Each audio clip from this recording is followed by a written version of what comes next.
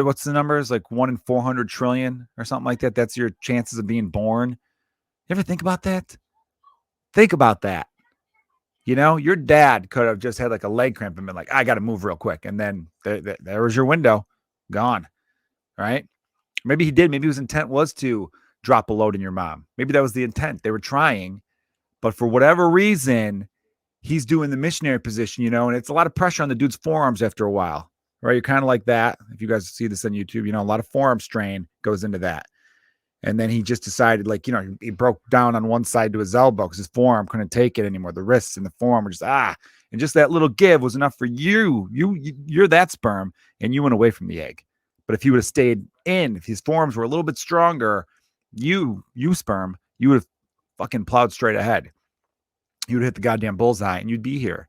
So even if things are bad for you and you're thinking, oh, nothing works for me, I'm down in the dumps, I got no money, no love, no friends, you're here, which means there's an opportunity. There's a chance.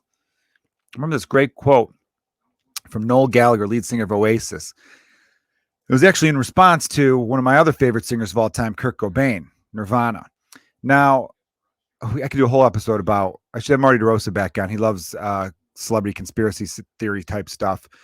But, you know, Kurt Cobain, did Courtney have him murdered? Was it suicide? What's going on with that? You guys could dig into it on your own time. But I might have an episode for it. It'd be fun to do.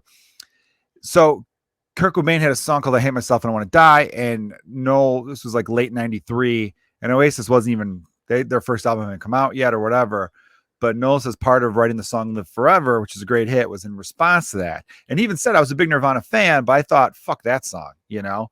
And I get that, right? His whole thing was like, this guy's got everything, which, by the way, that doesn't matter. As you get older and smarter, you realize there are people who are rich as shit and they're just so unhappy, and I wouldn't want to trade with them.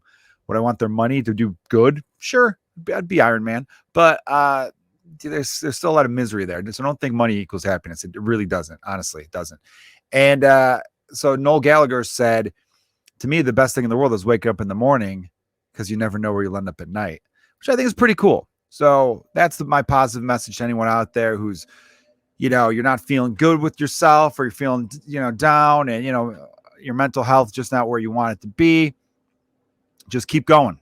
Keep going. Because again, the best thing is waking up in the morning, because you never know where you'll be at night. Noli G.